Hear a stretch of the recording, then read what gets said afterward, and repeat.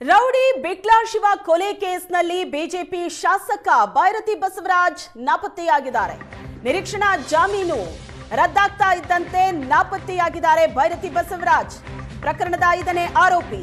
ನಿರೀಕ್ಷಣಾ ಜಾಮೀನಿಗೋಸ್ಕರ ಅರ್ಜಿ ಸಲ್ಲಿಸಿದ್ರು. ನಿರೀಕ್ಷಣಾ ಜಾಮೀನು ಸಿಕ್ಕಿಲ್ಲ. ಜಾಮೀನು ರದ್ದಾಗ್ತಾ ಇದ್ದಂತೆ ಬೈರತಿ ಬಸವರಾಜ್ ನಾಪತ್ತೆಯಾಗಿದ್ದಾರೆ. ಬೆಳಗ್ಗೆ ಅಷ್ಟೇ ಬೈರತಿ ಸಲ್ಲಿಸಿದ್ದ ಜಾಮೀನು ಅರ್ಜಿಯನ್ನ ಹೈಕೋರ್ಟ್ ವಜಾ ಮಾಡಿತ್ತು.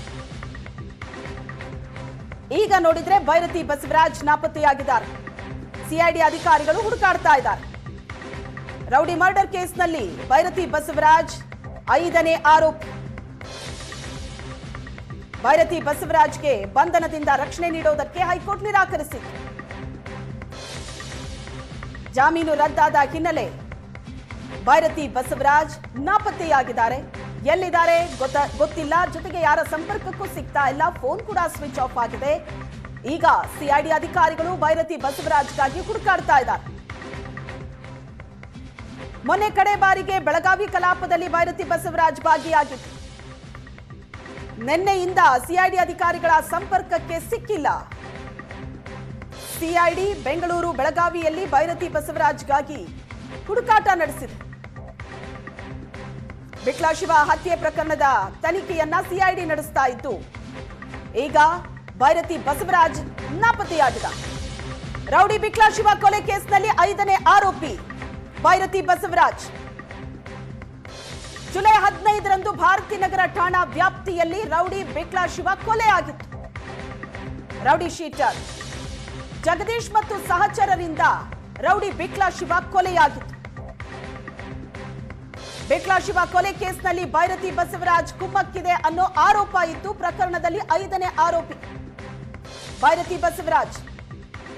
ಇಲ್ಲಿ ತನಕ ಕೊಲೆ ಕೇಸ್ನಲ್ಲಿ ಸಿಐಡಿ ಅಧಿಕಾರಿಗಳು 12 ಆರೋಪಿಗಳನ್ನ ಬಂಧಿಸಿದ್ದಾರೆ.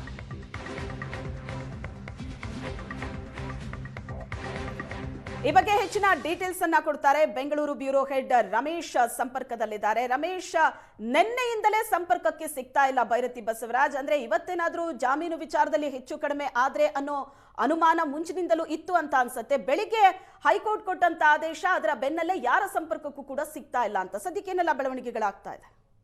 ಖಂಡಿತ ಶ್ವೇತಾ, ನೀವೇನ್ ಹೇಳಿದ್ರಿ, ಇವತ್ತು ಹೈಕೋರ್ಟ್ ನಲ್ಲಿ ಆದೇಶ ಹೊರಗೆ ಬರುತ್ತೆ. ಒಂದ್ ವೇಳೆ ಏನಾದ್ರೂ ತಮಗೆ ವಿರುದ್ಧವಾದಂತ ಆದೇಶ ಬಂದಿದೆ ಅದರಲ್ಲಿ ಸಿಐಡಿ ಅಧಿಕಾರಿಗಳು ಯಾವುದೇ ಕ್ಷಣದಲ್ಲಿ ತಮ್ಮನ್ನ ವಶಕ್ಕೆ ಪಡಿಬಹುದು ಅಥವಾ ಸಿಐಡಿ ಅಧಿಕಾರಿಗಳು ಅಂದ್ರೆ ಎಲ್ಲಿ ಬೇಕಾದ್ರೂ ನಮ್ಮನ್ನ ತಡೆದು ಹಿಡಿಬಹುದು ಅನ್ನುವಂತ ನಿರೀಕ್ಷೆ ಇಟ್ಟುಕೊಂಡೇ ಬೈರತಿ ಬಸವರಾಜ್ ಅವರು ನಿನ್ನೆ ಸಂಜೆಯಿಂದನೇ ಕಾಣಿಸ್ತಾ ಇಲ್ಲ ಅನ್ನುವಂಥದ್ದನ್ನ ಸಿಐಡಿ ಮೂಲಗಳು ಸ್ಪಷ್ಟವಾಗಿ ಹೇಳ್ತಾ ಇರುವಂತದ್ದು. ಭಾರತೀನಗರ ಪೊಲೀಸ್ ಠಾಣಾ ವ್ಯಾಪ್ತಿಯಲ್ಲಿ ನಡೆದಂತ ಬಿಕ್ಲಾ ಶಿವ ಕೊಲೆ ಪ್ರಕರಣದಲ್ಲಿ ಅವರ ಪಾತ್ರ ಇದೆ ಅಂತೇಳಿ ಬಿಕ್ಲಾ ಶಿವ ತಾಯಿ ಕೊಟ್ಟಂತ ದೂರನ್ನ ಆಧರಿಸಿ ಅವರ ವಿರುದ್ಧ ಎಫ್ಐಆರ್ ದಾಖಲು ಮಾಡ್ಕೊಳ್ಳಾಯಿತು. ಅದಾದ ನಂತರ ಪ್ರಕರಣ ಸಿಐಡಿಗೆ ವರ್ಗಾವಣೆ ಆಯಿತು. ಅದಾದ ನಂತರ ನಿರೀಕ್ಷಣಾ ಜಾಮೀನನ್ನು ಕೋರಿ ಹೈಕೋರ್ಟ್ಗೆ ಹೋಗಿದ್ರು.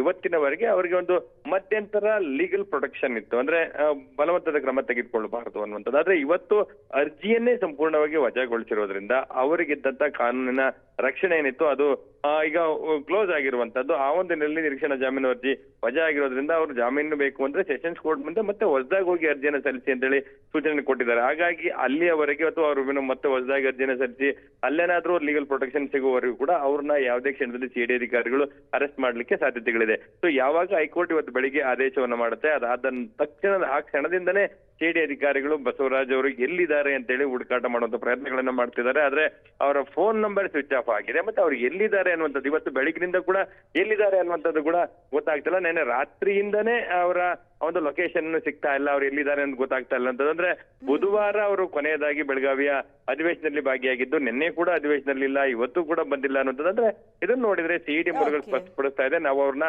ಹುಡುಕಾಟ ಮಾಡುವಂತ ಪ್ರಯತ್ನವನ್ನ ಮಾಡ್ತಿದ್ವಿ. ಎಲ್ಲಿದ್ದಾರೆ ಅಂತ ಹೇಳಿ ಹುಡುಕುವ ಪ್ರಯತ್ನ ಮಾಡಿದ್ರೆ ಅವರ ಲೊಕೇಶನ್ ಸಿಗ್ತಾ ಇಲ್ಲ, ಅವ್ರು ಎಲ್ಲಿದ್ದಾರೆ ಅಂತ ಗೊತ್ತಾಗ್ತಾ ಇಲ್ಲ ಅನ್ನುವಂಥದ್ದಂದ್ರೆ ಇದನ್ನ ನೋಡಿದ್ರೆ ಬೈರತಿ ಬಸವರಾಜ್ ಅವರು ಈಗ ನಾಪತ್ತೆ ಅನ್ನುವಂಥದ್ದು ಮೇಲ್ನೋಟಿಗೆ ಸ್ಪಷ್ಟವಾಗಿ ಗೊತ್ತಾಗ್ತಾ ಇದೆ.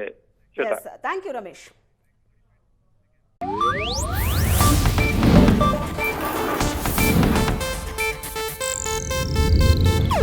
ಇದು ಏಷ್ಯಾನೆಟ್ ನ್ಯೂಸ್ ನೆಟ್ವರ್ಕ್ ಪ್ರಸ್ತುತಿ.